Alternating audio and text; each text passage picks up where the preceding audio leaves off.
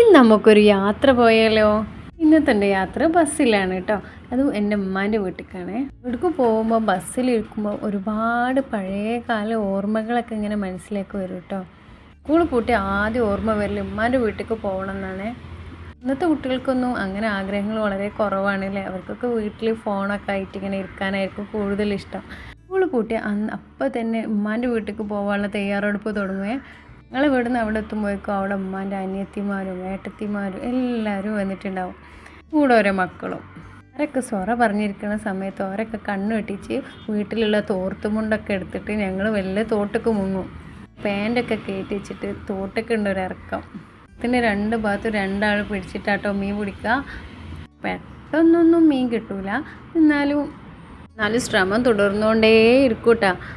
ഇതിൻ്റെ ഇടയിൽ അങ്ങോട്ടും ഇങ്ങോട്ടും ഒക്കെ സ്വാഭാവികമാണ്. റോഡിൻ്റെ അടുത്തൊരു മുട്ടായി കുപ്പി വെക്കും കേട്ടോ. അതിൽ ഞങ്ങൾ വെള്ളം നിറച്ച് വെക്കുക, മീനൊക്കെ പിടിച്ചിട്ട് ഇടാൻ വേണ്ടിയിട്ട്. വെള്ളമുണ്ട് കാപ്പിമുണ്ടാക്കിയിട്ട് പിന്നെ അടുത്ത പരിപാടി തുടങ്ങും കേട്ടോ. ഇതിന് പിടിക്കല അടുത്ത പരിപാടി വേണ്ടിയിട്ട് ഞങ്ങൾ കവുങ്ങും തോട്ടത്തിൽ പോയിട്ട് പെറുക്കി കൊണ്ടുവരും കേട്ടോ. ഓലൻ്റെ ഈർക്കിളിൽ അത് കോർത്ത് വെച്ചിട്ട് തോട്ടിലേക്ക് ഇങ്ങനെ തോട്ടിൻ്റെ പൊത്തിൽ ഇങ്ങനെ വെക്കും. രണ്ടിനും പിടിക്കും കേട്ടോ. എന്നിട്ട് ഇതൊക്കെ ആയിട്ട് ഞങ്ങൾ വീട്ടിലേക്ക് പോകും.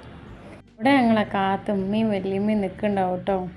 ജയിക്കാനാണെന്നൊന്നും വിചാരിക്കട്ടെ, നല്ല ചൂരൽ വടി എടുത്തിട്ടോ നിൽക്കുന്നുണ്ടാവുക. അമ്മമ്മ അപ്പയും തോർത്തും കൊണ്ട് തിരഞ്ഞെടുക്കുമായിരിക്കും കേട്ടോ. ഈ ഒരു കടമ്പ എന്തായാലും കടക്കേണ്ടി വരും എന്നുള്ളതുകൊണ്ട് തന്നെ തോർത്തുമുണ്ടും മീനും ഒക്കെ ഞങ്ങളൊരു സ്ഥലത്ത് ഒളിപ്പിച്ച് വെച്ചിട്ടാട്ടോ പോവുക.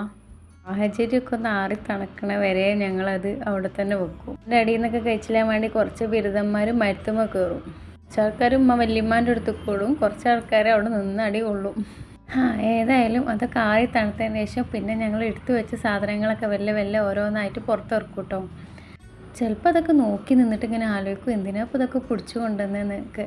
പക്ഷേ അതൊക്കെ ഒരു രസമാണ് അല്ലേ. ഇന്ന് ഓർക്കുമ്പോൾ അതിലേറെ രസമല്ലേ. ഇങ്ങനെ മീൻ പിടിക്കാൻ പോലെ, ഞണ്ടിനെ പിടിക്കാൻ പോലെ, തുമ്പിനെ പിടിക്കാൻ പോലെ ഇങ്ങനെ തുടങ്ങിയിട്ട് പല ഓർമ്മകളുമാണ് കേട്ടോ.